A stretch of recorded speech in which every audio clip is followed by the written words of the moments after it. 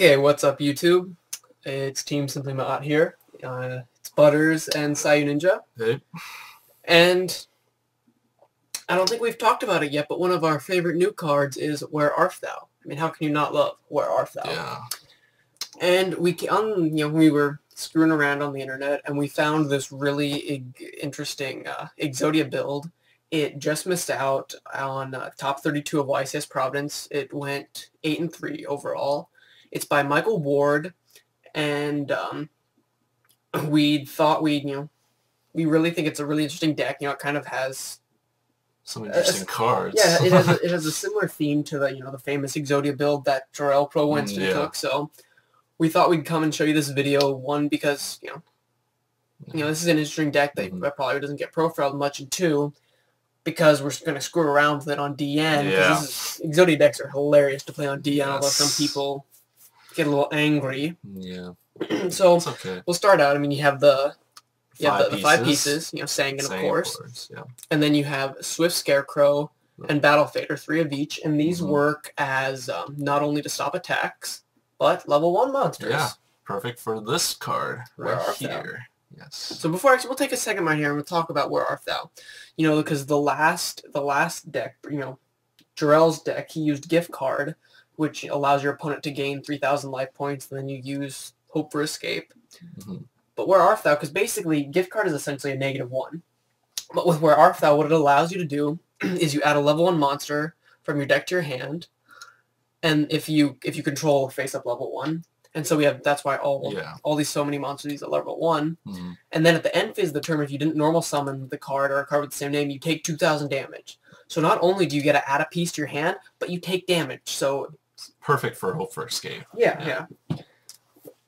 And so that's why you have the Battle Faders. And there's also a Cyber Valley, which is kind of a 1-for-1. I mean, when it's targeted for an attack, banish this card. Yeah. And then draw a card and the Battle Phase. Plus, it's level 1. Yeah.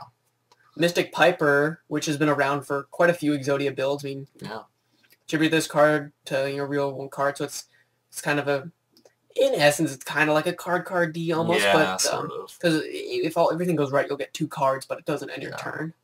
And then the next card, the most interesting card, is this Kinkabyo. Yeah. So it's a spirit monster, so it returns to your hand, and basically you summon it. You can special summon a level 1 monster from your graveyard. So this is actually really interesting. We'll get into it later, but this allows you, this is kind of like a level 1 tour guide. Because it allows you to basically get out some Exceeds, plus it's just another level 1 for you to use. Could be used to get out Mystic Piper again. Yeah, I can use, to get out a Mystic Piper, and then it'll return to your hand. Wow. Or, if you have, a Helpless Battle Fader, you can summon this, get another monster. It thins the deck. I mean, that's the best reason. It thins the deck. Perfect. So, and then you got your standard, 1 Day of Peace, which is kind of a broken card. I mean, not broken, but it's a very overpowered card, I think. Stall. Then you get Upstart Goblin, which helps, you draw plus their life points go up, which is good. Go their Hope for Escape. 3 of the Where Art Thou. Main card. 3 Hope for Escapes, which so many pluses. Yeah. And then some more standard draw cards in Jar of Greed, Legacy of Yatagarasu, and Reckless Greed. And then the side deck, I mean, on DN, we're not going to be siding that much, but he basically... Scrub Raids. Scrub Raid, it's interesting, you can use that to, if you chain your Jar stuff, you can send them.